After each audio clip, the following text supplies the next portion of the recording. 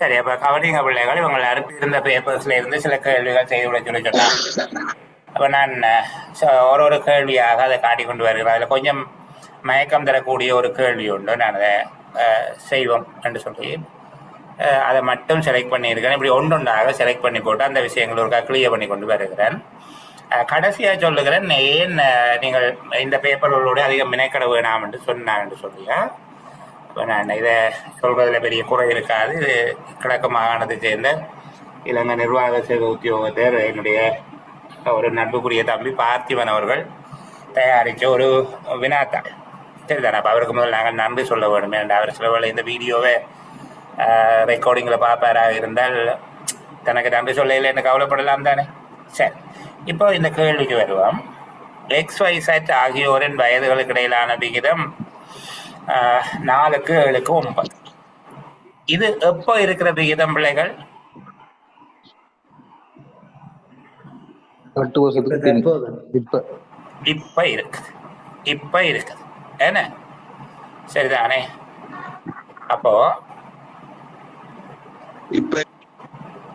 இப்ப இருக்கிறது 4க்கு 7க்கு 9 என்ற விகிதத்திலே இருக்கு. 8 ஆண்டுகளுக்கு முன்னர் அவர்களின் வயதுகளின் கூட்டுத்தொகை 56. 3 பேருடைய வயதையும் கூட்டினா 56. இப்போ அவர்களின் வயதுகளின் கூட்டுத்தொகை என்னவா இருக்கும்? 80. 3 பேருக்கு மட்டும் கூட்டி அப்ப 80ஆக இருக்கும். 3 பேருக்கு மட்டும், ஒரு ஆளுக்கு 8 படி, 3 பேருக்கும் 24 கூட்டுறோம். அப்போ 80. இந்த 80 எத்தனை ஆளை பிரிக்க வேணும்? மொத்தம் இருக்கிற 20 ஆளை பிரிக்க வேணும். அப்ப ஒரு பங்கு எவ்வளவு வேண்டு வரும்? 20. 4 வரும். அப்ப முதலாவது ஆளுக்கு 4 மடங்கு. அவருக்கு எத்தனை வயது? 14. இரண்டாவது ஆளுக்கு 28. மூன்றாவது ஆளுக்கு 36. அப்ப இது மாதிரியாக இந்த பகுதியை இவங்க யார கேட்டிருந்தாங்க, இந்த பகுதியை செய்து கொடுக்க என்று சொல்லி ஒன்றொன்றாக இந்த கேள்விகள் கொஞ்சம் பார்ப்போம். சரிதானே? சரி, அடுத்தது இந்த வயது சம்பந்தப்பட்ட கொஞ்சம் கேள்வி இருக்குது. இப்போ உண்மையிலே அந்த இலக்கங்களை நீங்க பாத்தீங்கன்னா 3 வயதுகள் என்று சொல்லுகிறது. அது வேற மாதிரி கேட்கலாம். விளங்கப்படுத்தினபடியே அதுக்குள்ள வேற இல்லை. கணவன், மனைவி மற்றும் அவர்களின் 2 பிள்ளைகளின் வயதுகளின் சராசரி இன்றைக்கு 3 ஆண்டுகளுக்கு முன்னர் 27. வயதுகளின் சராசரி 3 ஆண்டுகளுக்கு முன்னர் 27. சரிதானே? 5 ஆண்டுகளுக்கு முன்னர் மனைவியினதும் பிள்ளைகளினதும் வயதுகளின் சராசரி 20 எனில் தற்போது கணவனின் வயது என்ன?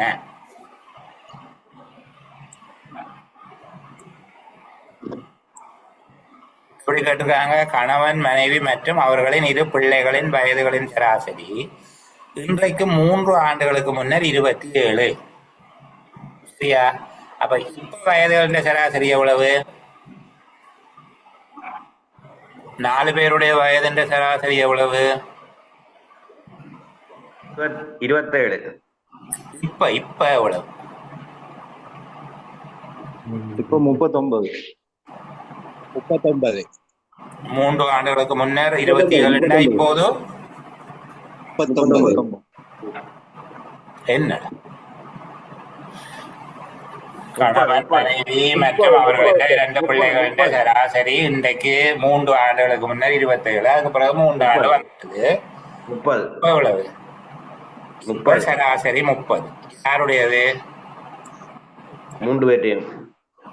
3 பேரா 4 பேரா? 2 பிள்ளைகள், மனைவி 4 பேர். 4 பேருடையது 30. என்ன? சரிதானே? அப்போ 5 ஆண்டுகளுக்கு முன்னே 4 பேர்ட்ட வயதும் கூட்டி எவ்வளவு வரப்போகுது? இப்போது சேர்த்து கூட்டின வேண்டாம் 120. அப்படி வச்சுக்கொள்வோமா? 4 பேருடைய வயதுகளுடைய கூட்டுத்தொகை 120. 5 ஆண்டுகளுக்கு முன்னர் மனைவியினதும் பிள்ளைகளினதும் வயதுகளின் சராசரி 20. சரி, 5 ஆண்டுகளுக்கு முன்னர் 4 பேர்ட்ட வயதும் சேர்த்து கூட்டுத்தொகை எவ்வளவு இருந்திருக்கும்? 80. 5 வருஷத்துக்கு முன்னர் 4 பேர்ட்ட வயதின் கூட்டுத்தொகை எவ்வளவாக இருந்திருக்கும்? 105. இல்ல, 4 பேருடைய வயதுகளின் கூட்டுத்தொகை எவ்வளவா இருந்திருக்கும்? 100 இருந்திருக்கும். இப்படி அங்க நான் கேள்வி கேட்க மாட்டேன், அவதானமா இருக்க வேணும். 5 ஆண்டுகளுக்கு முன்னர் 4 பேருடைய வயதுகளின் கூட்டுத்தொகை 100 இருந்தால் இதுல சொல்லப்பட்டிருக்குது மனைவி பிள்ளைகளின் சராசரி வயது 20 இருந்ததாம். அப்ப அது 3 பேர்ட்ட வயதின் கூட்டுத்தொகையும் எவ்வளவு? 5 ஆண்டுகளுக்கு முன்னர் மனைவியினதும் பிள்ளைகளினதும் வயதை கூட்டினா அவ்வளவு வந்திருக்கும். 60 வந்திருக்கும். அப்ப கணவனுடைய வயது என்ன? 40. இப்ப கணவனுடைய வயது என்ன? இப்ப 45. இப்ப 45 என்ன? ஆனா அவர் கணவனுடைய வயது தற்போது கணவனுடைய வயது என்னன்னுதான் கேட்கிறாங்க. அப்போ அதுல ஒரு சின்ன எரர் ஒன்று இருக்குது அந்த கேள்வியில. உண்மையில சரியானபடியே காண்ற போது இந்த எரர் ஒன்று வருகிறது. நான் திருப்பி உங்களுக்கு விளங்கப்படுத்தி விடுகிறேன். சரிதானே? அந்த கேள்வியை செக் பண்ற போது சின்ன தவறுகள் காரணமாக இருக்கும்.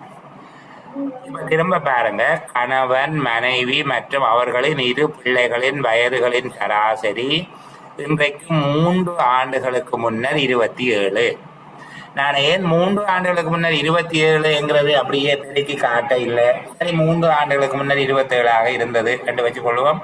4 பேருடையதும் என்று வச்சுக்கொண்டா 4 பேர்ட்ட வயதையும் சேர்த்து கூட்டினால் அப்போது அவர்களுடைய வயதுகளின் கூட்டுத்தொகை 108. என்ன 108 ஏற்றுக்கொள்றீங்களா? ஓ, இப்ப அவைய வயதுகள் இப்ப கேள்வி கேட்கிறபடியால் நாங்கள் இப்ப எடுத்தோம் என்றால் சராசரி எத்தனை கூடி இருக்கும்? ஒவ்வொருத்தருக்கும் 3 கூடி இருக்கும். அப்ப 30. 4 பேருடைய வயதுகள் அதன் கூட்டுத்தொகையாக நாங்கள் எடுக்கலாம். 120 வயது. இப்போது 4 பேருடைய வயதுகளின் கூட்டுத்தொகை 120. ஏன் இப்ப சராசரி 30. அது விளங்கிட்டு தானே? 3 ஆண்டுகளுக்கு முன்னர் 4 பேருடைய சராசரி 22. இப்ப 4 பேருடைய சராசரியும் 30. அப்ப சேர்த்து கூட்டினா 120. சரி, 5 ஆண்டுகளுக்கு முன்னர், இன்றைக்கு 5 ஆண்டுகளுக்கு முன்னர் என்று சொன்னால் இப்ப நாங்கள் பார்க்க வேணும். 5 ஆண்டுகளுக்கு முன்னர் 4 பேருடைய வயதுகளின் கூட்டுத்தொகையும் 100 இருந்திருக்கும். 4 பேருடைய வயதுகளின் கூட்டுத்தொகையும் 100 இருந்திருக்கும். ஏன் ஒரு ஆளுக்கு 5 குறையும், 4 பேருக்கும் 20 குறையும் 100. ஆனா எங்களுக்கு ஒரு தரவு சொல்லப்பட்டிருக்கு, மனைவி பிள்ளைகளின் வயதுகளின் சராசரி 20. மனைவி பிள்ளைகளின் வயதுகளின் சராசரி 20. அப்ப 20ன்னா 3 பேருடைய வயதையும் சேர்த்து கூட்ட 60.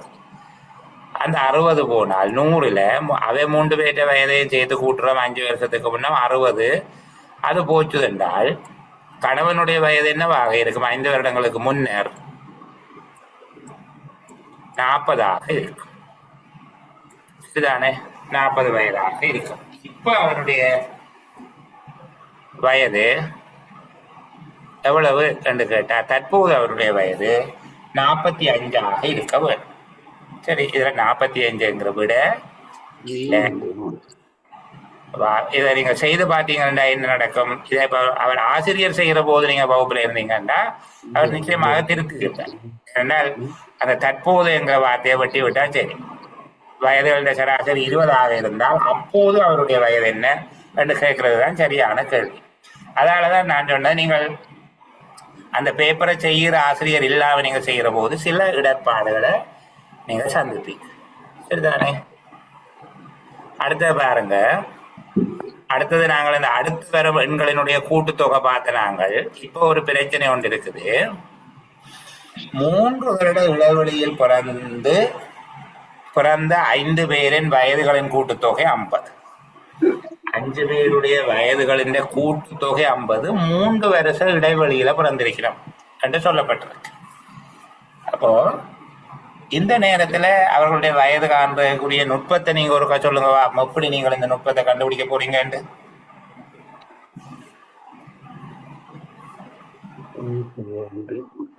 இது சார், முதலாவது ஆளுடைய வயசுக்கு X எடுத்தா 2வது ஆளுக்கு 4X எடுக்கணும். 4X எடுக்கணுமா? மூன்றாவது ஆளுக்கு 7x போட்டு அவ்வளத்தையும் கூட்டி 50 வர மாதிரி செய்யணும். பிறகு ஏன் 3 மடங்கா அவருடையது? முதலாவது இல்ல, ஆளுக்கு மூன்று வயசு கூட.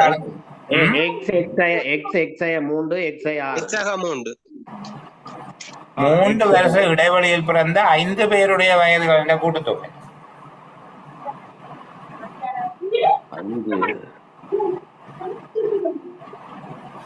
ம்?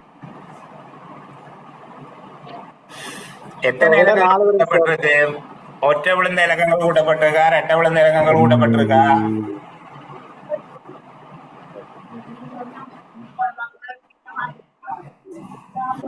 யாரோ ஒரு ஆள் பேசுறது எனக்கு விளங்க இல்ல. பிரசாத் ஏதோ சொல்றீங்களா?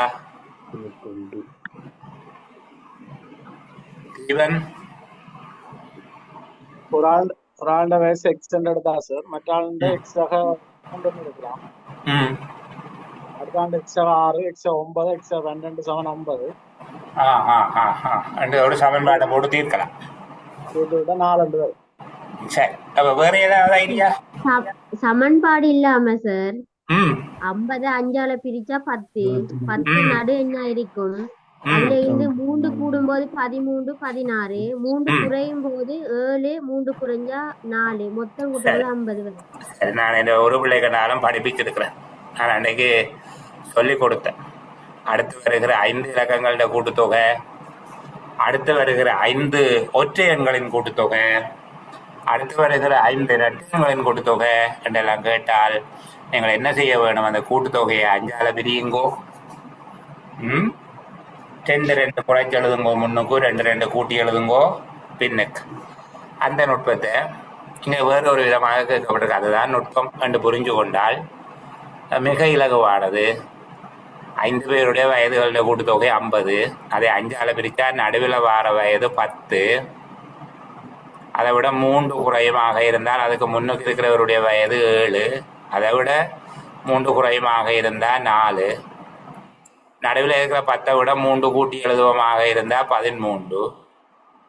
இன்னும் ஒரு 3 கூட்டி எழுதுவமாக இருந்தால் 16. இவ்வளவுதான் படி. சரிதான். இதே விஷயத்தை நான் ஞாபகப்படுத்தி விடுறேன். அடுத்து வரும் 5 ஒற்றை எண்களின் கூட்டுத்தொகை என்று வந்தால் 5ஆல பிரிக்கிறீங்க, வாரவிடைய நடுவில் எழுதுறீங்க, 2 குறைச்சி முன்னுக்கு எழுதுறீங்க, 2 குறைச்சி பின்னுக்கு எழுதுறீங்க. 2 கூட்டி பின்னுக்கு எழுதுறீங்க. அதே போல அடுத்து வருகிற இரட்டை எண்கள் 5 அல்லது 6 என்று வரும், 5 அல்லது 7 என்று வருமாக இருந்தால் 7ஆல பிரிக்கிறீங்க, நடுவில் வாரவிடைய எழுதுறீங்க, 2 குறைச்சி முன்னுக்கு எழுதுறீங்க, 2 கூட்டி பின்னுக்கு எழுதுறீங்க. சில வேளையில எண்களினுடைய அளவு 2 மடங்காக தருவார்களாக இருந்தால், 2 மடங்காக தருகிறதாக இருந்தால் சில வேளைகள்ல இதை 6 எண்களினுடைய கூட்டுத்தொகை என்று தந்திருப்பார்களாக இருந்தால் அடுத்து வருகின்ற 6 எண்களினுடைய கூட்டுத்தொகை என்று சொல்லி சில வேளை எங்களுக்கு தந்திருப்பாங்கன்னு வைப்போமே. என்ன இதுக்கு நாங்கள் இப்படி எழுதினாங்க 10 என்று போட்டுட்டு சுகமாக எழுதக்கூடிய இருந்த 3 குறைச்சி 7, 3 குறைச்சி 4, இஞ்சால இதை போட்டு பார்த்தோம் 13, இன்னும் கூட்டி 16 என்று சொல்லி காட்டினாங்க. அப்படித்தானே? அப்ப சில வேளை 6 எண்களினுடைய கூட்டுத்தொகை என்று சொல்லி வருமாக இருந்து அவர்கள் அதை 69 என்று தந்திருப்பார்களாக இருந்தார். 6 எண்களினுடைய கூட்டுத்தொகை 69 என்று தந்திருப்பார்களாக இருந்தால் அப்ப என்ன செய்ய வேணும்? 3ஆல பிரிக்கணும். 3ஆல பிரிக்க வேணும் என்று சொல்லி தந்தேன். இதுதானே? 6 எண்கள் அல்ல, 6 பேரினுடைய வயதுகள் 69. 5 என்பதற்கு பதிலாக 6 அவர்களுடைய வயதுகளின் கூட்டுத்தொகை 69 என்று தந்திருந்தாங்க என்றால் இது 6 இருக்கிறபடியா 6ஆல பிரிச்சு நடுவில் வார இலக்கத்தை காண இல்லாத. அப்ப 3ஆல பிரிச்சு நடுவில் வார இலக்கத்தை காண வேணும். எவ்வளவு வரும்? 3ஆல பிரிக்கைக்கு 69 33 வரும். 3 வித்தியாசமாக்க வேணும். 23 வரும். அதை 3 வித்தியாசம் வரக்கூடிய மாதிரி எடுத்தீங்கன்னா 6 இலக்கம் வர போகுது. 1 இலக்கம், 2 இலக்கம், 3 இலக்கம், 4 இலக்கம், 5 இலக்கம், 6 இலக்கம். என்ன இதுல மூன்றால பிரிக்கிற போது வருகிற 23 என்பது எத்தனையாவது இலக்கமாக வரும்? 3வது இலக்கம். 3 4ஆம் இலக்கங்களாக வரும். இதுதானே? 3 4 23 3 எடுத்து வச்சுட்டு 2ஆல பிரிக்கிறீங்க 10 13. 3 எடுத்து வச்சுட்டு 2ஆல பிரிக்கிறீங்க 10 10, அந்த 3 எடுத்து போறீங்க 10 13. இப்ப என்ன செய்யணும்? 3 குறைச்சி 5 7, இன்னும் 3 குறைச்சு 4, இங்க 3 கூட்டி 16, 3 கூட்டி 19. இப்ப அண்டைய படிச்ச விஷயத்தை ஞாபகப்படுத்தி இருக்கிறேன். விளங்குதா விளங்க இல்லையா? எக்ஸ் வேணுமா? தேவையில்லை. இதாடே அப்ப இயல்பான வரைக்கும் எக்ஸ் இல்லாமல் செய்யறதுக்குரிய வழிமுறைகளை யோசித்து சரிதானே? சரி, அடுத்தது இன்னொரு கேள்வி. கண்ணன் காந்தனை விட 2 வருடங்கள் மூத்தவன், காந்தன் கரனை விட 2 மடங்கு மூத்தவன். காந்தன் கரனை விட 2 மடங்கு மூத்தவன். இவர்கள் மூவர்னதும் வயதுகளின் கூட்டுத்தொகை 27 எனில் கண்ணனின் வயது. இப்படி ஒரு கேள்வி வரைகளை நீங்க சில வேளையில சமன்பாட்டை பற்றி கொஞ்சம் திங்க் பண்ணலாம், எழுதி பார்க்கலாம். சரிதானே? எழுதி பார்க்கலாம். கண்ணன் காந்தனை விட 2 வருடங்கள் மூத்தவன். இதுல யார் இளையவர்? காந்தனா கண்ணனா?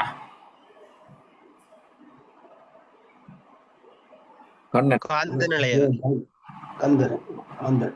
காந்தன் இளையவர். அப்ப நாங்கள் காந்தனுக்கு ஒரு ஐடியாக்காக ஏ என்று போட்டுக்கொள்வோம், சும்மா போடுவோம். காந்தனுக்கு ஏ. அப்ப கண்ணன் சாரி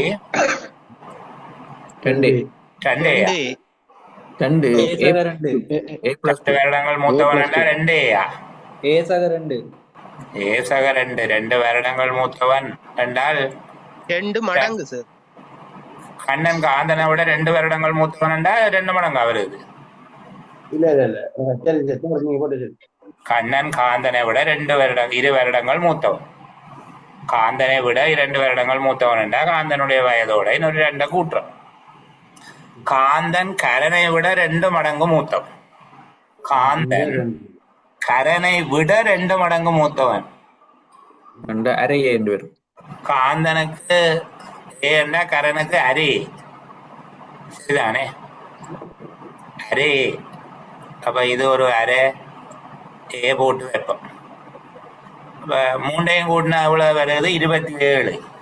அங்க இருக்கிற அந்த 2 கழிச்சு விடுவோம். ஏசக 2ல இருக்கிற 2 கழிச்சு விடுவோம் 27ல இருந்து. அப்போ மிச்சம் எவ்வளவு? 25. 2 25 எவ்வளவு? 4 8 10.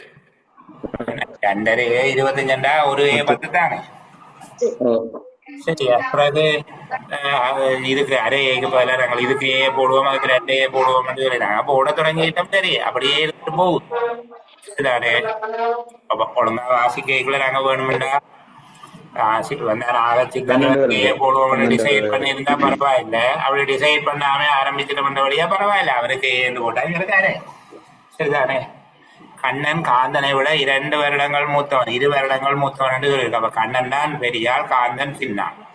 அப்ப காந்தனுக்கு நீங்கள் வளமையா போடுற எக்ஸ் போட்டீங்கண்டா கண்ணன் அதை விட 2 கூட, எக்ஸோட 2 கூட்டு. காந்தன் கரனை விட 2 மடங்கு மூத்தவன்டா கரனுடைய வயது காந்தனை விட அரைவாசி. அப்ப கரனுக்கு நாங்களும் ஒரு அரை எக்ஸ போடுவோம். சரிதானே? அப்ப இதுல ஒரு அரை எக்ஸ், அங்கே ஒரு எக்ஸ், இன்னொரு எக்ஸ். அப்ப 2 எக்ஸும் 2ம் 27. 2 பக்கமும் இல்லாம பண்ணி விடுவோம். அப்ப 2 எக்ஸ் 25, ஒரு எக்ஸ் 10. சரிதானே? இப்ப கேட்டது யாருடைய வயது கேட்டிருக்குது? கண்ணனுடைய வயது. கண்ணனுடைய வயது 10ஓட 2 கூட்டினா 12 வயது. கண்ணனுடைய வயது 12ஆக இருக்கு. இந்த பகுதி விளங்கிட்டா?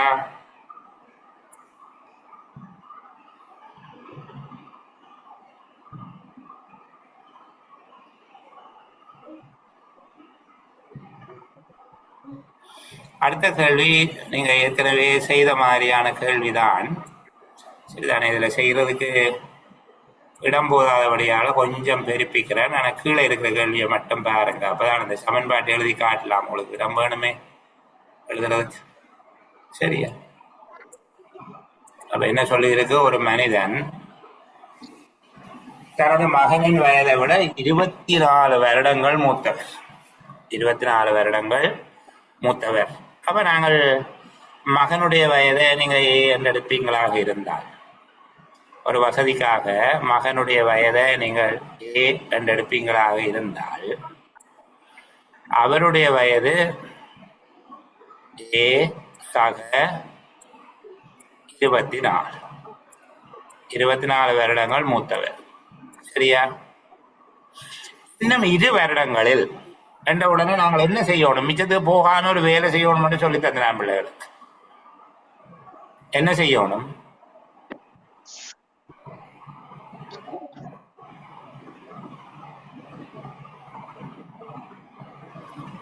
ஒரு மனிதன் தனது மகனை விட 24 வருடங்கள் மூத்தவர். இதுக்கு நாங்கள் எழுதி போட்டோம். அடுத்தது இன்னும் 2 வருடங்களில் என்று சொன்ன உடனே நாங்கள் என்ன செய்ய வேணும் என்று சொல்லி தந்தேன்.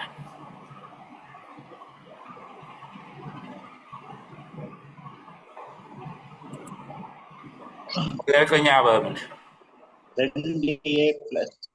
சாரி, 2 வரும் சார். 2 வருமா?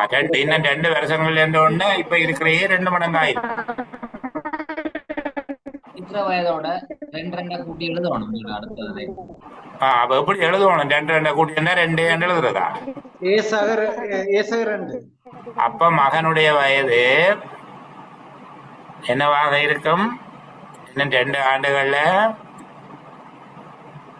மகனுடைய வயது A சக 2 ஆக இருக்கும். அப்பாண்ட வயது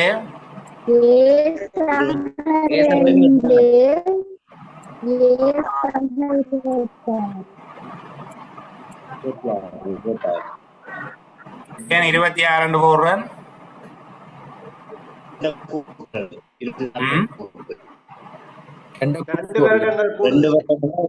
வருடங்களுக்கு பிறகு 2 வருடங்களுக்கு பிறகு 24ஓட 2 கூட்டுக்கிறோம். அதுக்கு பிறகு என்ன சொல்றார்? 2 வருடம் அவரின் வயது மகனின் வயதின் 2 மடங்கு ஆகும். மகனின் வயதின் 2 மடங்கு ஆகும். என்ன கருத்து? ஏசக 2ங்கிறது இப்ப மகன் வயது என்ன 2 வருஷங்கள்ல மகன் வயது. அது 2 மடங்குண்டா என்ன எழுதணும்? 26 வரும். 2 ஏசக 4. இப்ப 2ம் ஒரே அளவு பெறுமதியோ இல்லையோ? அப்ப நாங்கள் முன்னுக்கு இருக்கிற ஏ கொண்டு வந்து இங்க கழிச்சு விட போறோம். கடைசியா மிஞ்ச போகிறது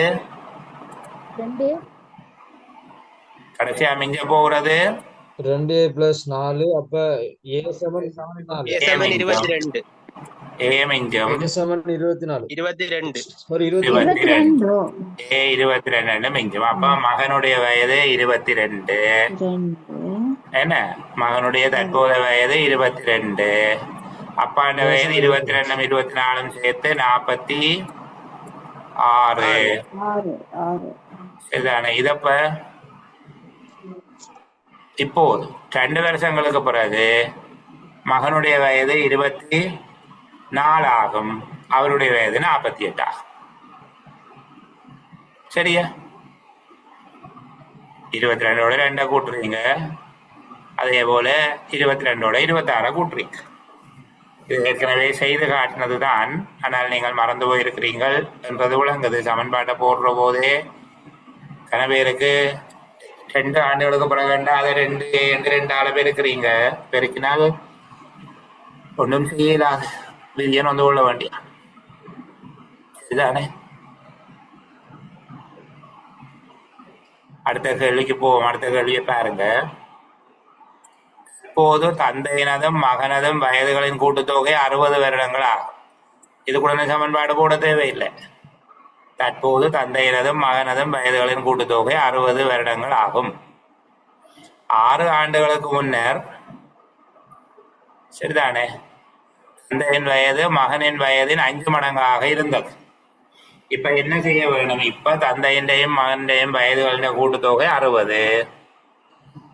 6 ஆண்டுகளுக்கு முன்னர் அவர்களுடைய வயதுகளின் கூட்டுத்தொகை எவ்வளவாக இருந்திருக்கும்? 48. 48 இருந்திருக்கும். சரிதானே? அவ்வளவு பார்த்தா சரி பாருங்க. தற்போது தந்தையின்டையும் மகனின்டையும் வயதுகளின் கூட்டுத்தொகை 60. 6 ஆண்டுகளுக்கு முன்னர் அவங்களோட கூட்டுத்தொகை என்னவாக இருந்திருக்கும்? ஒரு ஆளுக்கு 6 படி 2 பேருக்கும் 12 கழிச்சா 48. எத்தனை ஆளை பிரிக்கணும் வயதுகான்றது? 6 ஆளை பிரிக்கணும். 6 ஆளை பிரிக்கணும். என் தந்தையின் வயது 5 மடங்கு, மகன் வயது 1 மடங்கு. அப்ப மகன் வயது என்னவாக இருந்திருக்கும்? 8 வயது. 8 வயது. அப்பாண்ட வயது என்னவா இருந்திருக்கும்? 40. 40. 6 ஆளை பிரிச்சு 1 மடங்கு மகன் வயது, 5 மடங்கு அப்பாண்ட வயது. இதுக்கு சமன்பாடு போடணுமோ? இல்ல இல்ல. சரிதானே? தற்போது தந்தையினதும் மகனதும் வயது கூட்டுத்தொகை 60.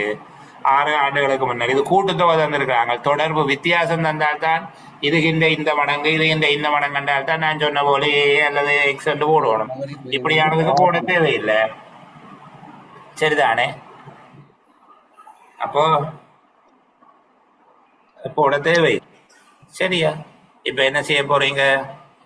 அது வயதுகள கூட்டுத்தொகை 60. 6 வருஷத்துக்கு முந்தி 12 கிடைக்கிறீங்க 48. அதே தந்தையின் வயது மகனின் வயதின் 5 மடங்காக இருந்தது. அப்பாண்ட வயது 5 மடங்கு, மகன் 1 மடங்கு, 6 மடங்கு. ஆகவே எவ்வளவு போடுறீங்க? 48. 6 ஆளை பிரிக்கிறீங்க 8, அப்பாவுக்கு 40. கேள்வி என்னென்றால் இன்னும் 6 ஆண்டுகளின் பின்னர் மகனின் வயது 14 வரணும் சார். அதுல 14 விட இல்ல. 14 விட இல்லை. சரிதானே? 14 விட இல்லை. 16 வராது, 14 தான். ஆனால் உங்களுக்கு விளங்குது. அதுல அப்ப அதே சார் இப்ப பார்த்து இந்த வகுப்பை செய்து கொண்டு இருந்தாருன்னா அவர் சரி 20 விட வேறும் இதுக்கு. என்னப்பா? ஏனண்டா இது 8 வந்து 6 வருஷத்துக்கு முன்னர் உள்ள வயசு தானே. ஓகே. இப்ப என்ன வயசு? சரி இப்ப 6 வருஷத்துக்கு முதல் 14, 6 வயது பின்னர் 20. இப்ப இவ 2 பேர்த்த வயதும் 60 என்று சொல்லப்பட்டிருக்கு. என்ன? அப்ப அவருக்கு 8, இவருக்கு 40, 48. 6 வருஷம் வந்ததுக்கு பிறகு இப்ப 2 பேர்த்த வயதையும் கூட்டினோம்னா 12ம்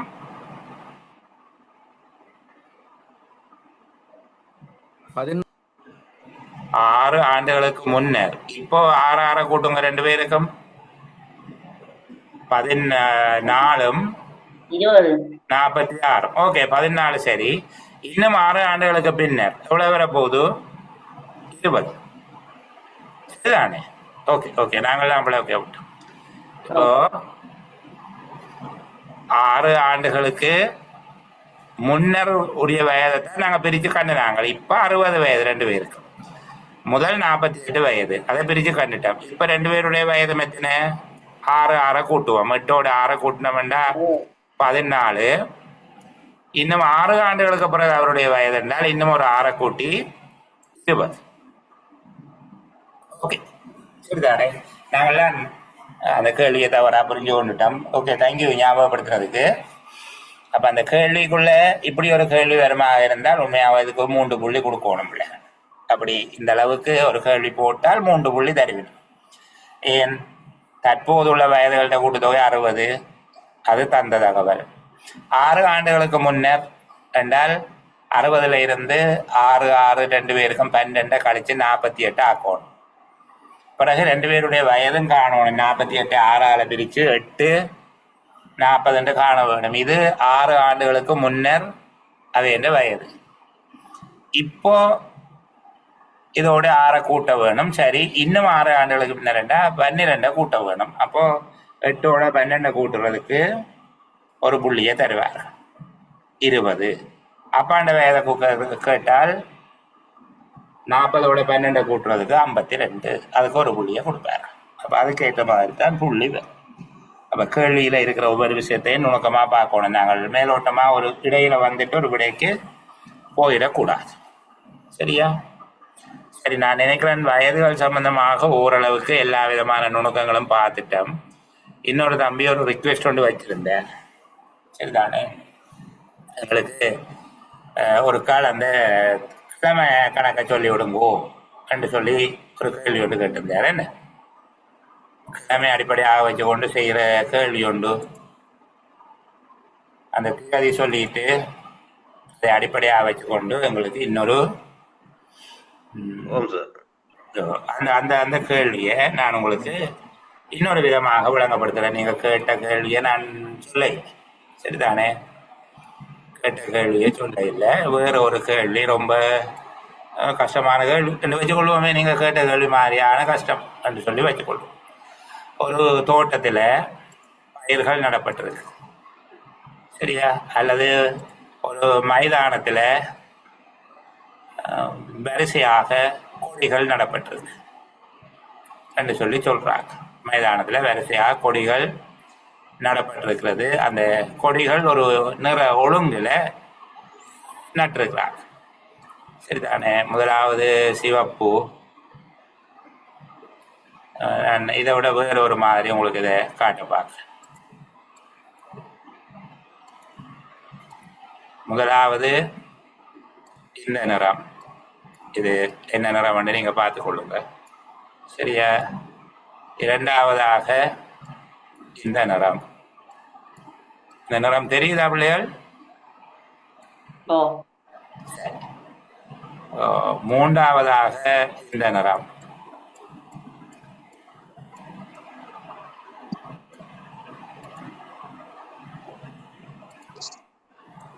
நாலாவது இது, 4 இந்த நிறம், ஐந்தாவதாக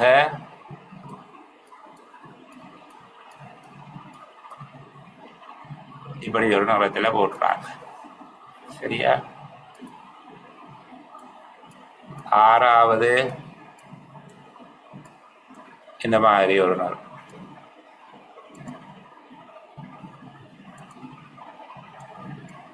ஏழாவது இந்த நிறம். இப்ப நீங்கள் ஏதோ ஒரு பேரை வச்சுக் கொள்ளுங்க, சரிதானே. உங்களுக்கு தெரிஞ்ச மாதிரியாக ஒரு நிறத்தை வச்சுக் கொள்ளுங்க. இந்த ஒழுங்குல கொடிகளை நட்டு கொண்டு போகணும். இப்படியாக இந்த கொடிகளை நடுகிறோம், சரிதானே. 19வது கொடி என்ன நிறமாக இருக்கும்? நீலம். 19வது கொடி என்ன நிறமாக இருக்கும்? பச்சை நிறம். 7 7 14 போயிடும், மிச்சம் 5 மிஞ்சும். ஆகவே 5வது என்ன கலரோ இதுதான் 19வது கொடியினுடைய நிறம். என்ன 19வது கொடி என்ன நிறம்? அந்த தார தொகையை வந்து பிரிக்கணும் சார். பிரிக்கும் போது மிஞ்சுறத வந்து 146வது கொடியினுடைய நிறம் என்னவாக இருக்கும்? 146 பிரிச்சா அந்த பிரவுன் கலர். இது 146வது கொடியாக இருக்கும். ஏன்னா 7 பிரிக்க 140 போயிடும், மிச்சம் 6 மிஞ்சும். அப்ப 6வது கொடியினுடையது, சரிதானே. சரியா, சரி. இப்ப நான் இதுகளுக்கு பேர் வைக்கிறேன். இது சாட்டர்டே, இது சண்டே, இது Monday, Tuesday, Wednesday, Thursday, Friday, சரியா. ഫ്രൈഡേ മാർച്ച് മാസത്തിന്റെ 10ാം തീയതി, മാർച്ച് മാസത്തിനുடைய 10ാം തീയതി சனிக்கிழமையாக இருந்தால், மார்ச் மாதത്തിന്റെ 10ാം തീയതി சனிக்கிழமையாக இருந்தால், ஏப்ரல் மாதത്തിന്റെ 14ാം തീയതി என்ன கிழமையாக இருக்கும்? 10ാം തീയതി മാർച്ച് 31 ஏப்ரல் மார்ச் மாதத்தின் 10ஆம் தேதி சனிக்கிழமையாக இருந்தால் 28 4 ஏப்ரல் மாதத்தின் 14வது திகதி என்ன கிழமையாக இருக்கும்? 14 5 45 மார்ச் மாதத்தின் 10ஆம் தேதி என்றால் 10ஆம் தேதிக்கு பிறகு எத்தனை இலக்கங்கள் இருக்குது? வெள்ளிக்கிழமை சார்.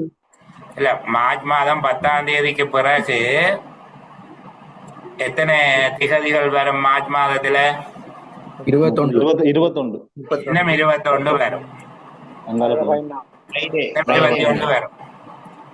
ஏப்ரல் மாதத்துல 14ஆம் தேதி என்றால் 14ஆம் தேதி இடையில எத்தனை நாட்கள் வரும்? 14 எத்தனை வரும்? 14க்கு முன்னுக்கும் 13 வரும். சரியா? விளங்குதா சொல்றது? திருப்பி சொல்றேன். மார்ச் மாதம் 10ஆம் தேதி இங்க இருக்கு. அதுக்கு பிறகு 21 நாள் வரும். ஏப்ரல் மாதம் 14ஆம் தேதி இங்க இருக்கு. ஏப்ரல் மாதத்துல அதுக்கு முன்னுக்கு 13 நாள் வரும். சரிதானே? அப்போ மொத்தமாக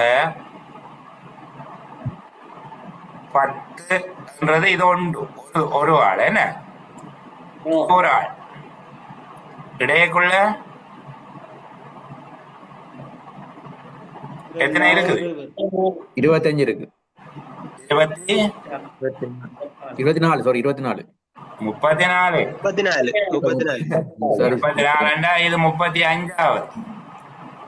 சரியா? இது முதலாவது. இடையில 34 இருக்குது. அப்ப இந்த கடைசியா இருக்கிறது 36வது.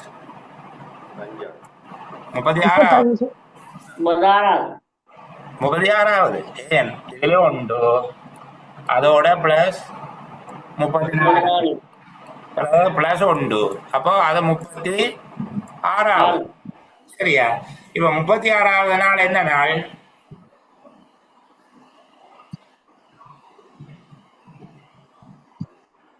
எத்தனை அளவிடிக்கிறாங்க?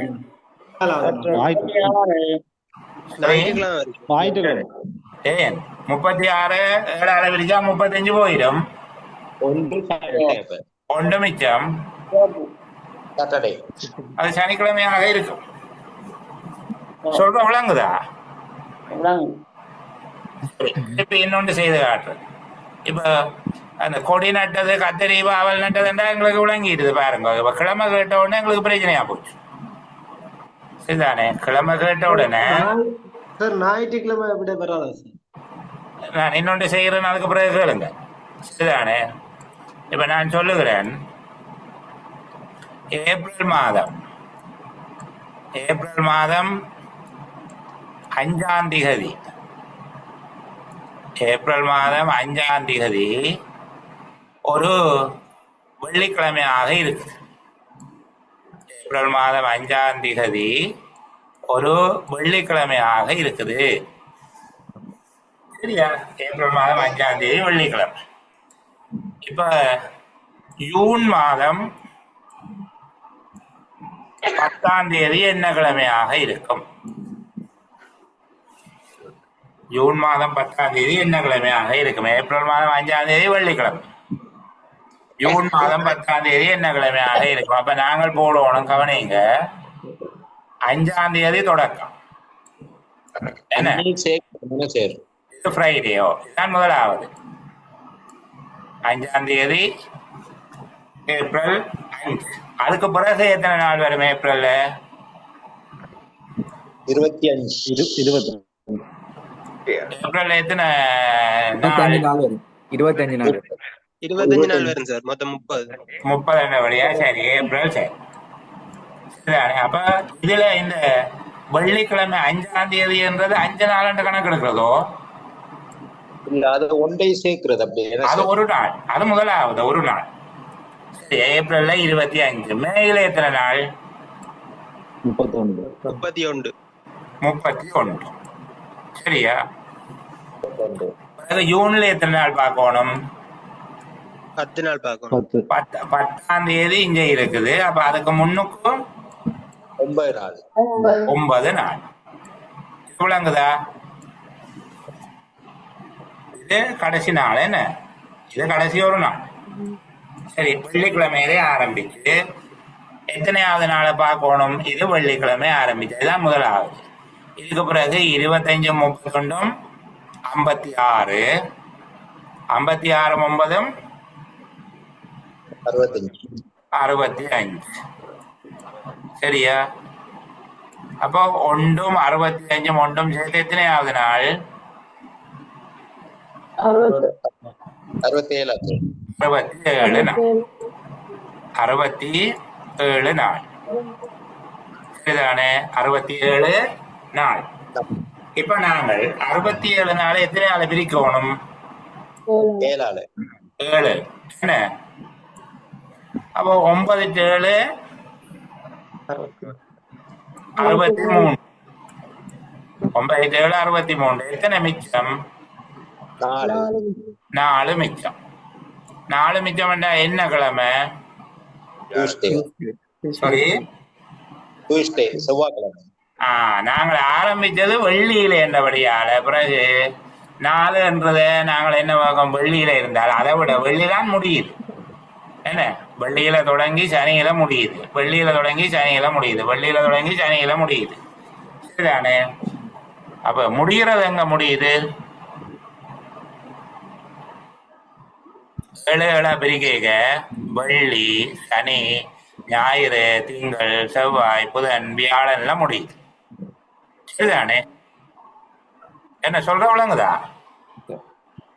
வெள்ளியில தானே தொடங்குறோமே. ஏப்ரல் 5ஆம் தேதி வெள்ளிக்கிழமை அல்லோ முதல் நாள் வெள்ளி. அப்ப வெள்ளி சனி ஞாயிறு திங்கள் செவ்வாய் புதன் வியாழனுக்கு வியாழன் முடியுது. அப்ப 1 மிஞ்சி நாள் என்ன கிழமை? ஆஹா, 1 மிஞ்சி நாள் வெள்ளிக்கிழமை, 2 மிஞ்சி நாள் சனிக்கிழமை, 3 மிஞ்சி நாள் ஞாயிற்றுக்கிழமை, 4 மிஞ்சி நாள் திங்கட்கிழமை. விளங்குதா? ஏன்னா 5ஆம் தேதி வெள்ளிக்கிழமையில தொடங்குதப்போ அப்ப வெள்ளியில தொடங்கி வியாழன்ல தான் முடியுது. கவனமா இருக்கும். வெள்ளியில தொடங்கி வியாழன்ல முடியுது. அப்ப 8 நாள்னா திருப்பி 1 மிச்சம் வரைக்க திருப்பி வெள்ளியாக இருக்கு. அப்ப இங்க 4 நாள் மிச்சம் மாறபடியால எதுல தொடங்கினமோ அதை வச்சு கொண்டு கணக்கு பார்க்க தெரியும். கஷ்டமா இது? 0 வந்தா சரி. இப்ப வெள்ளியில தொடங்கி இப்ப நீங்க மொத்தமா 63ஆவது நாள் வரக்கூடியதா பாத்தீங்கன்னா பிரிக்கைகள்ல அதே விடதான் பெறும் வெள்ளிக்கிழமை சரிதானே? இல்ல 0 வந்தா அப்படியே ஒரு செட் முடிஞ்சிடும். வியாழக்கிழமை 0 வந்தா வியாழக்கிழமை, 1 வந்துடுதுன்னா திருப்பி வெள்ளிக்கிழமை சரிதானே? ஒன்று வந்தால் அதே, 2 வந்தா அதுக்கு அடுத்தது, 3 வந்தா அதுக்கு அடுத்தது, 4 வந்தா அதுக்கு அடுத்தது. மிச்சம் வரை இல்லை என்றால் எதுல தொடங்கினமோ அதுக்கு முன்னுக்கு முடிஞ்சிடும். அதான் ஒரு செட் அப்படியே முடிஞ்சிடும். இப்ப வெள்ளிக்கிழமையில தொடங்கி வியாழன் மட்டும். இப்ப நான் ஏனில முன்னுக்கு பின்னாங்க மாத்தி காட்டினா எல்லாத்தையும் சனிக்கிழமையில தொடங்கினா நீங்க அந்த ஒழுங்குல என்ன வைங்க. இது வெள்ளிக்கிழமையில தொடங்கி விட்டால் வெள்ளி தொடங்கி வியாழன் வரைக்கும் ஒரு செட், திருப்பி வெள்ளி தொடங்கி வியாழன் வரைக்கும் ஒரு செட், திருப்பி வெள்ளி தொடங்கி வியாழன் வரைக்கும் ஒரு செட். குறையில நின்றது என்றால் வெள்ளியில 1 தொடங்கும், அடுத்தது 2 சனி, 3 ஞாயிறு, 4 திங்கள், 5 செவ்வாய், 6 புதன், 7 வியாழன், 7 ஒரு செட் முடிஞ்சிடும். 8 வந்தா திருப்பி. விளங்குதா சொல்றது? ஓகே சரி. இன்னொரு கேள்வி உண்டு. அவர் லோன் ஆன்சர் போட்டிருந்தாரு. ஏதோ தோடம்பழமோ என்னமோ ஒண்டி வாங்கல் பிரகாரம் மடிக்கடனி என்று மாற்றி பண்ணி இருந்தாங்க சரிதானே? அவர் போட்டிருந்தது தோடம்பழமோ என்னமோ ஒன்று சொல்லி போட்டிருந்தாரு. அந்த கேள்வியையும் சில பேர் கேட்டிருந்தாங்க, ஒரு அதை செய்து காட்டுங்க என்று சொல்லி. அந்த பகுதியையும் பிள்ளைகளுக்கு ஒரு காட்சிப்படுத்த விரும்புகிறேன். சரி, அதை பார்ப்போம் சரிதானே? அதில் இருக்கிற நுட்பம் என்ன, எப்படி அந்த கேள்வி அணுகிறது, அதனுடைய டெக்னிக் என்ன என்று சொல்லி பார்க்கறதா நோக்கம். அந்த பகுதியை காட்டுங்க. இந்த கணக்குல சார் அந்த ஆண்டு 2-3 ஆண்டுகளுக்கு பாக்குறதா இருந்தா அது எப்படி இல்ல, அப்படி அப்படி வராது. அப்படி வருகிறது என்றால் 365 கணக்கு போட்டு பார்க்க வேணும். என்ன பிரச்சனைன்னா நீங்க 7 பிரிக்கைகள்ல 52 வாரம் முடிஞ்சிடும். சரிதானே? ஒரு 365ல 52 பிரிச்சீங்கன்னா எவ்வளவு போகும்? 365 52 பிரிச்சீங்கன்னா என்ன விட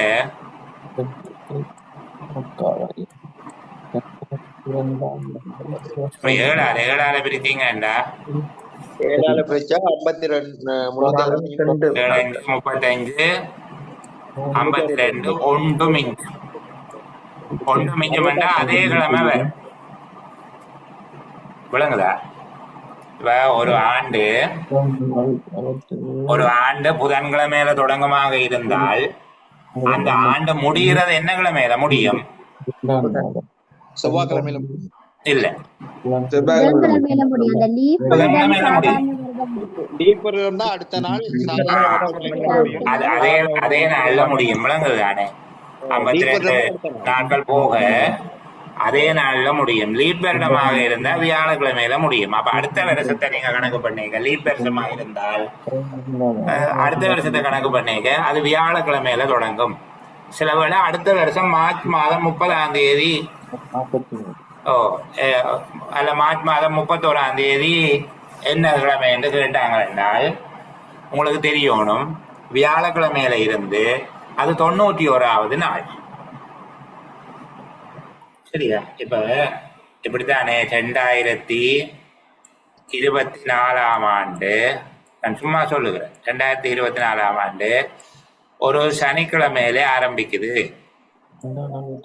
என்று சொல்றாங்க.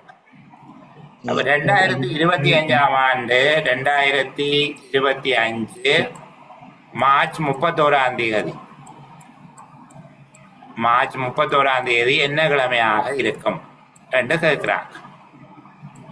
அப்ப நீங்கள் பார்க்க வேணும், 2024 சனிக்கிழமை ஞாயிற்றுக்கிழமையில தொடங்கினால் அது திங்கள்ல முடிஞ்சிருக்கும். ஏன் லீப் வருஷமா இருக்கிறதா?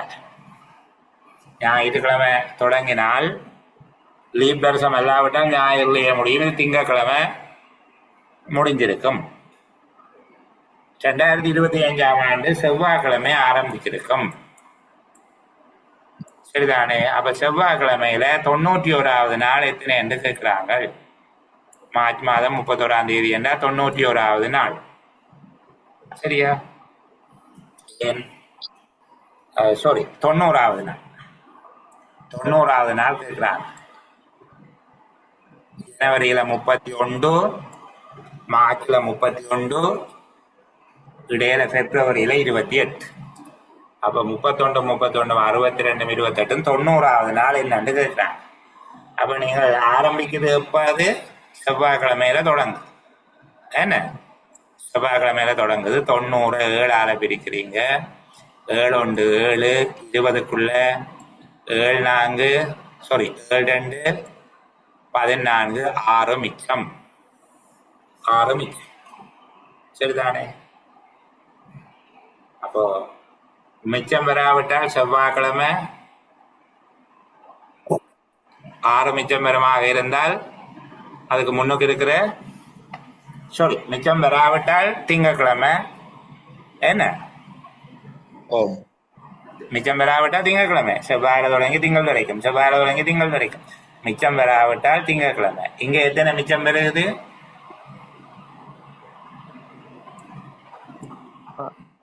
6 மிச்சம் வருது. சரி, நீங்கள் திங்கள்ல இருந்தா செவ்வாய்க்கிழமைன்னு சொல்லி வச்சிருக்கீங்க. செவ்வாய் 1, புதன் 2, வியாழன் 3, வெள்ளி 4, சனி 5, ஞாயிறு 6. சரியா? செவ்வாய்க்கிழமை 1, அப்ப செவ்வாயில இருந்து அடுத்த திங்கள் மட்டும், செவ்வாயில இருந்து திங்கள் மட்டும். சரி, முடிஞ்சது. 1 மிஞ்சினால் செவ்வாய். இங்க எங்களுக்கு 12 84 போக 6 மிஞ்சது. அப்ப செவ்வாய் 1, புதன் 2, வியாழன் 3, வெள்ளி 4, சனி 5, ஞாயிறு 6 என்று பார்க்க வேண்டி வரும். இது ஸ்காலர்ஷிப் பிள்ளைகளுக்கு இது ஒரு முக்கியமான விஷயமாக படிப்பிக்கிறாங்க. உங்களுக்கு அது வாரதுக்கான வாய்ப்பு கம்மி. சில வேலை ஸ்காலர்ஷிப்புக்கு பேப்பர் செட் பண்ணுறவன் செட் பண்ணி விட்டாரண்டா வரலாம். இந்த இதில் இருக்கிற இந்த கேள்வியை பார்ப்போம் பிள்ளைகள். சரிதானே? 46 தொடக்கம் 50 வரையான வினாக்களுக்கு எப்படி எழுதட்டாம்? பழ வியாபாரி ஒருத்தர் 1100 ஆப்பிள் பழம் இருக்குது. அவர் அது 7 நாளில் விற்று முடிக்கிறதுக்கு உத்தேசிக்கிறார். அவர் முதல் நாள் வித்த பழங்களின் எண்ணிக்கையின் 1/3 2ஆம் நாள், 2ஆம் நாள் வித்த பழங்களின் எண்ணிக்கையின் அரைவாசி 3ஆம் நாள், 3ஆம் நாள் வித்த பழங்களின் எண்ணிக்கையின் 4/1 4ஆம் நாள், 4ஆம் நாள் வித்த பழங்களின் அரைவாசிய 5ஆம் நாள், 5ஆம் நாள் வித்த பழங்களின் எண்ணிக்கையின் அரைவாசிய 6ஆம் நாள், அவர் 7ஆம் நாள் எஞ்சி இருந்த 43 பழங்களை விற்கிறார் என்று சொல்லப்பட்டிருக்கு. அப்போ நாங்கள் இங்கே பார்க்க வேணும், எங்களுக்கு ஒரு பிரச்சனை ஒன்று இருக்குது.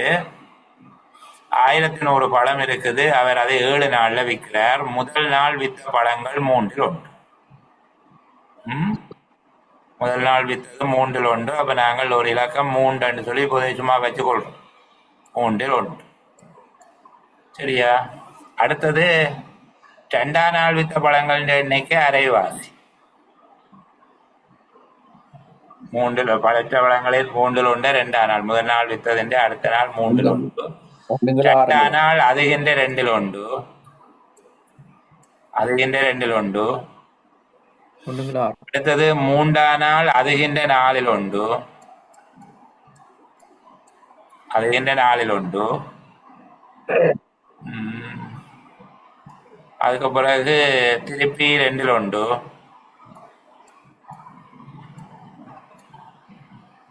திருப்பி 2/1. அப்படித்தானே? 5ஆம் நாள் விட்ட பழங்களில் திருப்பி 2/1. இப்படியே போகுது. அப்போ நாங்கள் இது இந்த வசதி கருதி இப்படி 3/1 2/1 4/1 2/1 2/1 வாரபடியால் இந்த கீழ் இலக்கங்களை இப்படி நிறைய பெருக்கி விட்டுரும். பெருக்கினால் 2 4 நாங்க 16 16 2 32 32 3 96. சரிதானே? 96 ரெண்டா பிரிக்கிறதுக்கு எங்களுக்கு வசதியாக இருக்கும். 96 பிரிக்கிறதுக்கு வசதியாக இருக்கும். அப்போ அவ 7 நாளில் விற்க உத்தேசிக்கிறார்.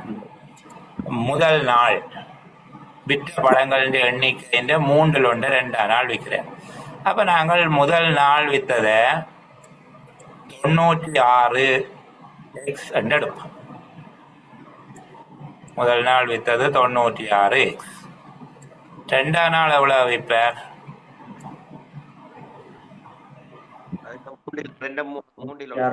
2 எவ்வளவு?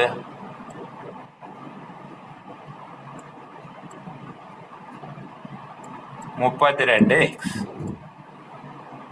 சரிதானே? 2ஆம் நாள் வித்ததிന്റെ அரைவாசி 3ஆம் நாள். 2ஆம் நாள் வித்ததிന്റെ அரைவாசி 3ஆம் நாள். 3ஆம் நாள் எவ்வளவா இருக்கும்? 16x.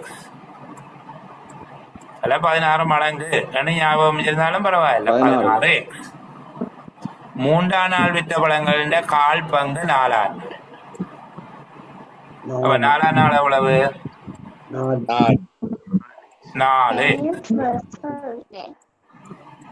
4ஆம் நாள் 4x. 4ஆம் நாள் வித்த பழங்களின் அரைவாசிய 5ஆம் நாள். அப்ப எவ்வளவு விற்க போறார்? 2x. சரியா? 2x. 5ஆம் நாள் விற்ற பழங்களின் எண்ணிக்கையின் அரைவாசி 6ஆம் நாள். 6ஆம் நாள் எத்தனை வித்திருக்கிறார்?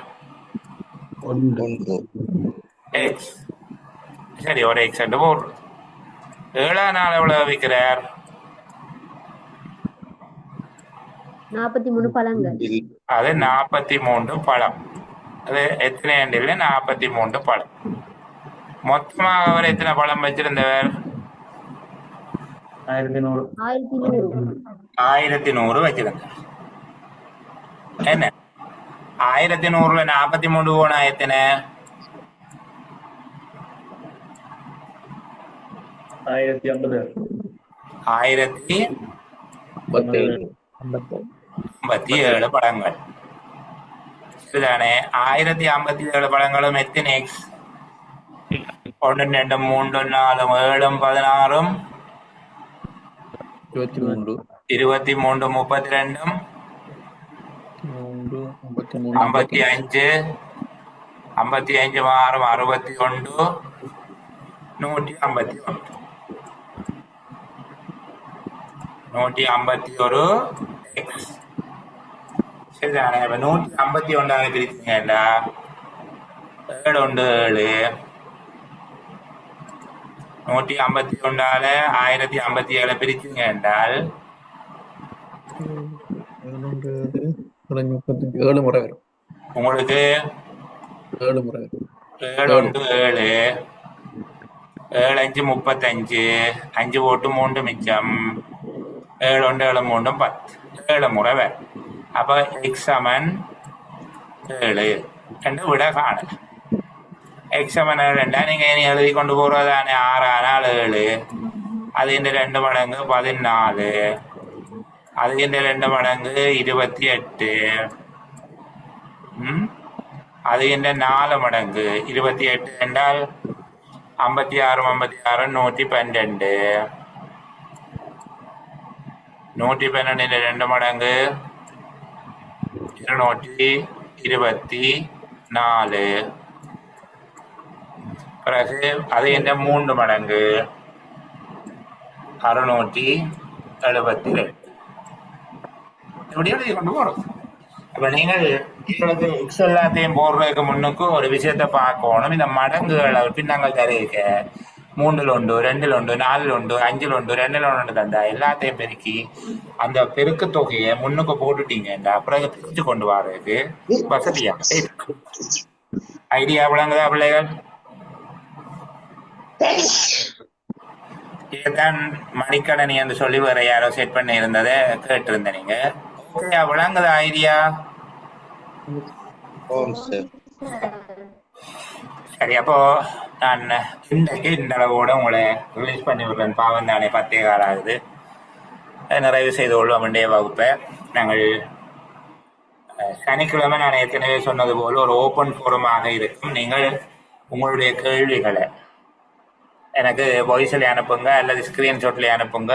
நான் கிடைக்கிற நேரத்தில் திருப்பி பதில் போடுவேன். ஆஃபீஸில் தான் இருப்பேன், ஆனால் உங்களுக்காக நேரம் ஒதுக்கி கேள்விகள் கேட்கப்பட்டிருந்தால் பதில் போடுவேன். முக்கியமான விடயங்களாக இருந்தால் உங்களுக்கு மட்டும் சொல்லாமல் எல்லாருக்கும் சொல்ல வேணும் என்றிருந்தால் அந்த கேள்வியையும் ஃபார்வேர்ட் பண்ணி அதுக்குரிய விடையையும் குரூப்பில் ஃபார்வேர்ட் பண்ணுவேன். ஞாயிற்றுக்கிழமை இன்றைக்கு வராதாக்களுக்காக சொல்லுகிறேன். ஞாயிற்றுக்கிழமை உங்களுக்கு அந்த ஃபோரம் திறந்து விடப்படும். நீங்கள் பதிவிடக்கூடியதாக இருக்க தயவு செய்து அதில் good morning, have a nice day அந்த மாதிரியான விஷயங்களை பதிய வேண்டாம். பரீட்சை முடிய வந்து உங்களுடைய அபிப்பிராயங்களை அதில் பதிவிடுங்க. சரிதானே? ஞாயிற்றுக்கிழமை அந்த குழு திறந்து விடப்படும். அதுக்கு பிறகு நீங்கள் அதில் படிப்போடு சம்மந்தப்பட்ட விஷயங்களை மட்டும்தான் போடலாம். கை போடுறது, தேங்க்யூ போடுறது, லவ் ஸ்டிக்கர் போடுறது, பூ போடுறது அப்படியானதை தவிர்த்து கொள்ளுங்க. போட்டு அதை பார்த்து அழிச்சு கொண்டிருக்க எனக்கு நேரம் இல்லை. போடுற ஆளை அழிச்சு விடுறதான் சுகம் அந்த குரூப்பில் இருக்கு. அப்போ அந்த முடிவு எடுக்கிறதுக்கு என்ன தூண்டக்கூடாது. ஞாயிற்றுக்கிழமை திறக்கப்படும். இப்போ திறந்து விட்டால் என்ன நடக்குமெண்டா ஒரு பதிவை போட்டு விட அதுக்கு மேலே நீங்கள் நிறைய விஷயங்கள் போட்டு அதை புதைஞ்சு போகும். அந்த கல்லுக்குள்ளே புதைஞ்சு போன மாதிரி புதைஞ்சு போகும். அதனால தான் உங்களை திறந்து விடுறதில்லை. சரியா? அப்போ இன்றைக்கு நாங்கள் இந்த சம்பிரதாயபூர்வமான செயலமர்வை நிறைவு செய்கிறோம். 13வது பயிற்சி அதுதான் நான் சொல்ல விளக்கிட்டது. 13வது பயிற்சி அந்த பஸ் கணக்குகளோட தயவு செய்து நீங்கள் வில்லங்கப்பட வேண்டாம். உங்களுக்கு அப்படி வராது. கடுகதி 4 மணி தியாலத்தில், சாதாரண பஸ் 2 மணி தியாலத்தில், அரை மணி தியாலத்துக்கு ஒரு பஸ் வலிக்கிறது என்ற வகையான கல்குலேஷன் கணக்கு உங்களுக்கு வராது. எங்கட பரீட்சை மட்டத்துக்கு அதை சிந்திக்க தேவையில்லை. இது கூட இப்போ செய்தது கூட கொஞ்சம் கூடத்தான் நான் நீங்கள் கேட்டபடியால் செய்துவிட வேணும் என்று சொல்லி செய்தது. சரிதானே? நீங்கள் அது சம்பந்தமாக யோசிக்க வேண்டாம். இன்னொரு முக்கியமான கேள்வி, ஓகே, நீங்கள் கேட்டபடியால் இன்னொரு முக்கியமான கேள்வி பிள்ளைகள், எல்லோரும் மிக கடினமானது என்று நினைக்கக்கூடிய ஒரு கேள்வி ஒன்று நான் பிள்ளைகளுக்கு விளங்கப்படுத்தி விடுகிறேன். அதில் ஒரு சின்ன விடயம் ஒன்று இருக்கு. சரிதானே? அந்த பகுதியை ஒரு நான் உங்களுக்கு காட்சிப்படுத்தி போட்டு கதைக்க விரும்புகிறேன். இப்படி ஒரு கேள்வி கேட்டிருந்தாங்க ஒரு டைம்ல. 2 கப்பல்கள் கடல்ல சந்திக்கலாம். 2 கப்பல்கள், நான் கப்பலான்னு கேட்கக்கூடாது, இப்படி 2 கப்பல்கள் இருக்கு, சரிதானே? இதுல ஒரு கப்பல், இதுல ஒரு கப்பல் வாரன் ஒரு காட்டு. ஏன்னா அது கப்பல் தானே சந்தேகத்துல தான் காட்டு. இப்போ இப்படி 2 கப்பல்கள் சந்திக்குது. இந்த 2 கப்பல்களுக்கும் இடையிலான தூரம் 1200 மைல்கள் என்று சொல்லப்பட்டது. 1200 மைல்கள் என்கிற வித்தியாசத்துல இந்த 2 கப்பலும் இருக்குது. இந்த முதலாவது கப்பலினுடைய வேகம் இது மணித்தியாலத்துக்கு 36 மைல்கள் போகும். இந்த கப்பல் மணித்தியாலத்துக்கு 20 மைல்கள் போகும். முதலாவது கப்பல் மணித்தியாலத்துக்கு 36 மைல்கள் போகும். 2வது கப்பல் மணித்தியாலத்துக்கு 24 மைல்கள் போகும். 20 அல்ல, 24 மைல்கள் போகும். இந்த 2 கப்பலுக்கும் இடையிலான தூரம் 1200 மைல், சரிதானே? 1200 மைல். சரி, அதையும் கொஞ்சம் குறைப்போம். 720 மைல்களாக இருக்குது. 2 பேருக்கும் இடையிலான தூரம் 720 மைல். இப்போ 2 கப்பல்களுக்கும் இடையில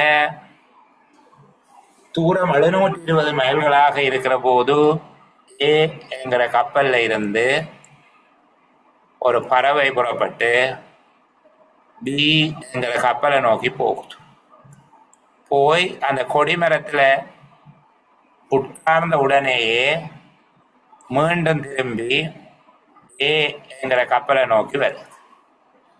இப்படி திருப்பி பி என்கிற கப்பலை நோக்கி திருப்பி போகுது. ஏ என்ற கப்பலை நோக்கி வருகிறது, சரிதானே? இப்படியாக இந்த பறவை 2 கப்பல்களுக்கும் இடையில தொடர்ச்சியாக மாறி மாறி பறந்தது. இந்த 2 கப்பல்களும் சந்திக்கும் போது அது எத்தனை மைல்கள் பறந்திருக்கும் என்பது கேள்வி.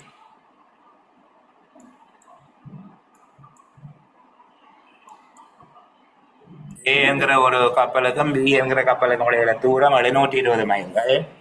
2ம் ஒன்று நோக்கியதாக ஏ 36 மைல் வேகத்திலையும் பி 24 மைல் வேகத்திலும் பயணம் செய்கிறது. இவ்வாறு பயணம் செய்கிற போது 720 மைல் தூரம் இருக்கும்போது ஒரு பறவை ஏயில் இருந்து புறப்பட்டு பிக்கும், அங்கு தங்கி இருக்காமல் பியில் இருந்து புறப்பட்டு மீண்டும் ஏக்கும், பின்னர் ஏயில் இருந்து புறப்பட்டு பிக்கும் என்றவாறு பறக்கிறது. இந்த 2 கப்பல்களும் ஒன்று சந்திக்கும் போது அந்த பறவை எவ்வளவு மைல்கள் பறந்திருக்கும் என்பது கேள்வி. கண்டுபிடிச்சு சொல்லுங்க. ஒரு 3 நிமிஷம் தான். அதுல ஒரு முக்கியமான விடயம் சொல்ல இல்லை. அந்த பறவையினுடைய வேகம் என்ன என்று சொல்லி கேட்டால் அது ஒரு 40 மைல் வேகத்துல பறக்கு, சரிதானே? 40 மைல் வேகத்துல பறந்து போய் திருப்பி 40 மைல் வேகத்துல பறந்து வருது. அல்லது கொஞ்சம் அது இந்த வேகத்தை கூட்டி விடுவோமா, பாவம் தானே அது, சரியா? அது வேகமா பறவை கொஞ்சம் வேகமா பறக்கும்ன்றதால ஒரு 80 போடுங்களேன். 80 மைல் வேகத்துல பறக்கு.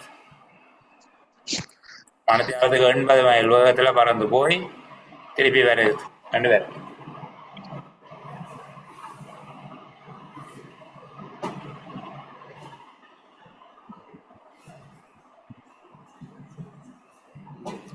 பிறகு ஒரு பறவைக்கு இந்த அபிலிட்டி எல்லாம் இல்லை, அப்படி பறக்காதுன்னு சொல்லக்கூடாது. உள்ள விட போட்டுக்கிறாங்க. இதை காண்றதுக்கு பெரிய கஷ்டப்பட தேவையில்லை பிள்ளைகள். இந்த கப்பலின் வேகம் 36, இந்த கப்பலின் வேகம் 24. இப்ப மணித்தியாலத்துல 2 பேருமாக எவ்வளவு தூரத்தை கடப்பினம்? 3க்கு 2 இருக்கிறாங்க. எவ்வளவு தூரத்தை கடப்பினம்? 60. 60 மைல கடப்பினம். 2 பேரும் ஒருவர் சந்திக்க எத்தனை மணித்தியாலம் செல்லும்? 12 மணித்தியாலம் செல்லும். ஆகவே பறவை பறந்த நேரம் 12 மணித்தியாலம். சரிதானே? பறவை பறந்த நேரம் 12 மணித்தியாலம். அப்ப அது ஒரு மணித்தியாலத்துக்கு 80 பழிக்கிட்டு இருந்தேன்டா 960 மைல் பறந்துருக்கும். சரியா? 960 மைல் பறந்திருக்கும். பறவையினுடைய வேகம் ஒருபோதும் 36 விட குறையலாது. 36 விட பறவையின் வேகத்தை குறைச்சு போட்டீங்கன்னா என்ன நடக்கும் என்றால் பறவை இன்னுக்கு பறந்து கொண்டிருக்கும், கப்பல் முன்னுக்கு போயிடும். அது பிராக்டிக்கலா பிரச்சனை. மணித்தியாலம் எப்படி சார் வந்துச்சு அது ஒருக்கா சொல்லுங்க. சாரி, 12 மணித்தியாலம். 12 மணித்தியாலம் அப்படி வந்ததோ? 24 கழிச்சு விட்டு நாங்கள் என்ன செய்யறோம் என்றால் ஒரு கப்பல் 36, ஒரு கப்பல் 24 மணித்தியாலத்துக்கு 60 மைல் பயணம் செய்யணும். 2 பேருமா சேர்ந்து பயணம் செய்ய வேண்டியது 720 மைல். அப்ப 720 மைல 2 பேரும் பயணம் செய்யறதுக்கு 720 60 பிரிக்க 12 மணித்தியாலம் வரும். அப்ப 12 மணித்தியாலத்துலதான் ஒருத்தர் சந்திப்பினோம். அந்த ட்ரெயின் கணக்கு மாதிரி பார்த்தோம் எவ்வளவு நேரத்துல சந்திப்பினோம். ஏ என்ற கப்பல் 36 வேகத்திலையும், பி என்ற கப்பல் 24 வேகத்திலையும் வரைகள்ல ஒரு மணித்தியாலத்துக்கு 60 மைல் குறைஞ்சு கொண்டு வரும். அப்ப 720 மைலும் குறையிறதுக்கு 12 மணித்தியாலம் செல்லும். 12 மணித்தியாலம் இந்த பறவை பறந்திருக்கும். பறவையின் வேகம் ஆக குறைஞ்சது 37 இருக்க வேணும். இல்லாவிட்டால் கப்பலை முந்தி போக மாட்டேது. 35 வச்சுக்கொள்ளுங்க. கப்பல் முன்னுக்கு போயிடும், பறவை அங்க இருந்து எழும்பின உடனே பின்தங்கிடும். கதை விளங்குதா சொல்றது? இந்த கப்பல்ல இருந்து கொடிமரத்துல இருந்து போனா பரவாயில்ல, பறந்து போறோம்னு ஆசைப்பட்டு எழும்புமா இருந்தா கப்பல் 36 மைல் வேகத்துல போகும், இது 35 மைல் வேகத்துல போகும். கப்பலுக்கு பின்னதான் பறந்து கொண்டிருக்கும், ஒருபோதும் பீக்கு போக மாட்டுது, கடந்து போகவே மாட்டுது. அப்ப அதை விட கூடின வேகத்தை தான் போட வேணும் கப்பலுக்கு. இந்த என்ன பறவைக்கு 40 போட்டீங்கன்னா சரி, அது 12 மணித்தியாலத்திலேயே 480 மைல் பறந்துருக்கும். சரி, 50 போட்டீங்கன்னா 12 மணித்தியாலத்திலேயும் அது 600 மைல் பறந்துருக்கும். இந்த மாதிரியாக இதை பார்த்துக்கொள்ளலாம். மற்றபடி அது போய் வந்து இது போக இந்த கப்பல் எவ்வளவு தூரம் வரும், அந்த கப்பல் வரைக்கும் அப்புறம் இந்த கப்பல் எவ்வளவு தூரம் வரும் எல்லாம் யோசிச்சு கொண்டு வந்தீங்கன்னா கணக்கே செய்யலாது. பிசிக்ஸ் சர்வ கோட்பாட்டில் எக்ஸ்பர்ட்டாக இருந்தால் மட்டும்தான் அங்கே ஒரு மாதிரி கதை சேர்க்கலாம். சரியா? இப்படியாக சில வேளை கஷ்டமா சிந்திக்கிற பகுதிகள் மிக இலகுவான விடைகளை கண்டுபிடிக்கக்கூடியதாக இருக்கும். சரி, அப்ப நல்லது சகோதரங்கள், இந்த அளவில் நாங்கள் எங்களுடைய சம்பிரதாயபூர்வமான செயலமர்வு, நான் ஏற்கனவே சொன்னது போல ஒரு 20 நேரடியான செயலமர்வுகளும் அதை விட மேலதிகமாக ஒரு 20க்கு குறையாத காணொளிகளும், அதுக்கு மேலே ஒலிப்பதிவுகள், ஏனையவர்களுடைய தெரிவு செய்யப்பட்ட ஒளிப்பதிவுகள் என்று சொல்லி என்னுடைய கடமையை நான் ஓரளவுக்கு சரியாக செய்திருக்கேன். சரிதானே? சில நேரங்களில் வகுப்பு நேரங்களில் முழு அளவில் 3 மணித்தியாலம் என்று போட முடியாவிட்டாலும் என்னுடைய வல்லமைக்கு உட்பட்டு, என்னுடைய கட்டுப்பாட்டுக்கு அப்பாற்பட்ட காரணங்களை தவிர்த்து பார்த்தாலும் நான் ஏற்கனவே சொன்னது போல 20 வகுப்புகளுக்கு குறையாமல் ஐக்கியூ என்ற பெயரில் 9 வகுப்புகளும், மொழியறிவு மற்றும் முகாமைத்துவ அலுவலர் சேவைக்கான தகமை காணுதல் என்கிற அடிப்படையில் 11 அல்லது 12 வகுப்புகளுமாக 21 வகுப்புகள் நாங்கள் செய்திருக்கோம்.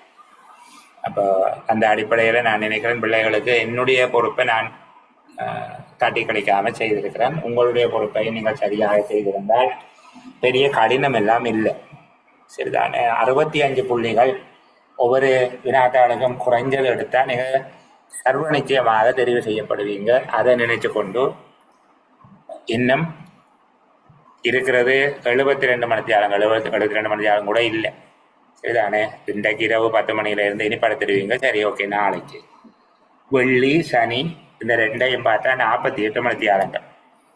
48 மணித்தியாலத்தில் நித்திரை அது இதெல்லாம் போக ஒரு 20 மணித்தியாலங்கள் ஒதுக்கி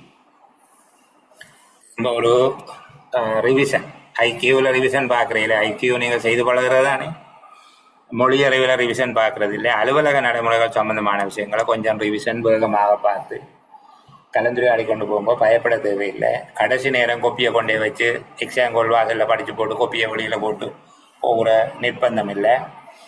கையை வீசி கொண்டு போங்கோ. கேள்வியை பார்க்க விட ஞாபகம் வர வேணும். சரிதானே? எல்லோருக்கும் அவரவருடைய இஷ்ட தெய்வங்கள், காலம், கடவுள், விதி. கடவுளை நம்பாதவர்களுக்கு காலம், கடவுள், விதி, பிரபஞ்சம் ஏதோ ஒரு பேரில் என்ன நிறைவான ஆசீர்வாதம் கிடைக்க வேணும். உங்களுடைய முயற்சிக்கு தகுந்த பதில் அதை கொடுக்க வேணும். அதனுடைய பாடுபட்டவர்களுக்குரிய பலனை காலமோ, கடவுளோ, விதியோ, பிரபஞ்சமோ ஏதோ கொண்டு உங்களுக்கு கொடுக்க வேணும் என்கிற பிரார்த்தனையோட எங்களுடைய சம்பிரதாயபூர்வமான செயலமர்வு இன்றைக்கு நிறைவு செய்யப்படுது. ஒவ்வொருவருக்கும் நன்றி. ஏனென்றால் முக்கியமான ஒரு விஷயத்தை சொல்ல வேணும். இப்போ நான் குடும்பத்தில் நன்றியாக இருக்கிற காரணம், திருமணம் ஆகிறதுக்கு முன்னுக்கு என்ன தவிர என்னுடைய வீட்டுக்காரிக்கு தெரிவு செய்கிறதுக்கு பல தெரிவுகள் இருந்தது. அப்படி இருந்தாலும் அவங்க என்ன தெரிவு செய்தாங்க. நான் அதில் ஒன்றும் எக்ஸ்பர்ட்டான ஆள் இல்லை, என்ன சொல்கிறது, ஒரு நிபுணர் அல்ல, அல்லது ஒரு கிடைக்கத்தகாத பெருஞ்சொத்து இல்லை. என்னமோ நம்மளை தெரிவு செய்தாங்க. அப்போ அவ்வளவு தெரிவுகள் இருக்கிற போது நம்மளை தெரிவு செய்தாங்கன்றதுக்காக நான் அவர்களுக்கு எப்போவுமே அவங்களில் கொஞ்சம் பயம், பக்தி, மரியாதை, நேசம் இப்படி எல்லாத்தோடையும் இருந்து கொள்வது. ஒரே ஒரு காரணம்தான், அவர்களுக்கு பல தெரிவுகள் இருந்த போதும் என்ன தெரிவு செய்தார்கள். அதே போல தான் நீங்கள் 75 பிள்ளைகள், அவர்கள் 75 பேர் கொடுப்பனவு செய்திருந்தாங்க. 75 பேர் குரூப்பில் சேர்க்க சொன்னாங்க. சில பேர் பிறகு கொடுப்பனவு செய்கிறோம்னு சொன்னாங்க. உறுதிப்படுத்தப்பட்டவர்கள், உறுதிப்படுத்தப்படாதவர்களும் இருக்கலாம். உறுதிப்படுத்தப்பட்டவர்கள் 75 பேர். நிறைய ஆசிரியர்கள் இருந்தார்கள். எல்லாரும் நிறைய பேர் என்ன சொல்ற, தேசிய சர்வதேச புகழ்பெற்ற வளவாளர்கள், எக்ஸ்பர்ட் எல்லாம் இருந்தாங்க. ஆனால் அந்த 75 பேரும் என்ன தெரிவு செய்தார்கள்? அவள் ஒரு தெரிவு தான். இப்போ கல்யாணத்துக்கு எப்படி ஒரு ஆளை தெரிவு செய்த அடுத்த ஆளை தெரிவு செய்யலாதோ, அதே போல ஒரு ஆசிரியரை தெரிவு செய்து அவர் ஒரு நாள் படிப்பிச்சு கொண்டு வந்து அப்புறம் இன்னொரு டீச்சர்கிட்ட எங்கே போகிறது? சரிதானே? அப்போ அந்த பிள்ளைகள் என்ன தெரிவு செய்யலாம்? ஓகே, அவர்கிட்ட போயிட்டு நாம் கொஞ்சம் காசையும் கொடுக்க போகிறோம். அப்படி காசு கொடுத்தாலும் ஏதோ நமக்கு ஒரு வழி காட்டுவேன் என்கிற நம்பிக்கையோடு வந்த பிள்ளைகளுக்கு நான் முதல் சொன்னது போல வீட்டுக்காரருக்கு இருக்கிற மாதிரி பயம், பக்தி, மரியாதை, நேசம், என்ன அவர்கள் மீது அக்கறை என்பது போல உங்கள் மீதும் அத்தனை விஷயங்களும் என்னால் முடிஞ்ச வரைக்கும் காட்டியிருக்கிறேன். சில வேளை காலையில் 4:45 கிளம்பி எங்கள் சிறிடாவில் கொஞ்சம் நெருக்கடியான சூழ்நிலை, மெல்லத்தான் தண்ணி வரும், குளிச்சுட்டு அவசரமாக போய் நித்திரை இல்லாமல் ஃபுல் டே வகுப்பில் இருந்துட்டு வந்தால் கூட பிள்ளைகளுக்கு படிப்பிக்க வேணும். இன்றைக்கு அவரே ஒரு நாள் பின்னேற வகுப்பை ரத்து செய்தேன், ஞாயிற்றுக்கிழமை என்று நினைக்கிறேன். 3 மணி வகுப்பை போட்டுட்டு பின்னேறம் எடுத்தேன். என்ற மிகவும் இயலாமை இருந்தது. அந்த இயலாமையோட படிப்பிச்சா எந்த எனர்ஜியும் வராது, உங்களுக்கு அது வந்து சேராது. இந்த ஒரு வகுப்பு மட்டும்தான் என்னுடைய நினைவில் இருக்கிறபடி நான் கேன்சல் பண்ணியிருக்கேன். சரியா? அப்போ என்னால் இயலுமானது இந்த பிள்ளைகளுக்கு செய்திருக்கிறேன். ஒவ்வொரு தம்பியும் தங்கச்சியும் என்னுடைய நண்பனும் நண்பியும் நன்மை பெற வேணும் என்கிறது என்னுடைய நோக்கம். அந்த நோக்கத்தை அடைகிற விதமாக உங்களுடைய பங்களிப்பை இந்த 2 நாளை கவனமாக செய்யுங்க. எனி டைம் அலுவலக விடயம் சம்பந்தமாக என்ன தேவை இருந்தாலும் எடுத்து கேளுங்க. என்னுடைய நம்பர் எல்லார்டையும் இருக்குது. எனக்கு தெரிஞ்சால் சொல்லுவேன், தெரியவில்லை என்றால் தேடி படித்து சொல்லுவேன், பிள்ளையாக சொல்லிக்கிறேன். சரிதானே? எல்லா விதத்திலேயும் உங்கள் எல்லோருக்கும் என்னுடைய மனப்பூர்வமான வாழ்த்துக்களும். இன்னொரு நாள் இனிமையான பொழுது சந்திப்போம். ஆஃப் ரெக்கார்ட் போடுறேன் சொல்ல விரும்பினா சொல்லுங்க.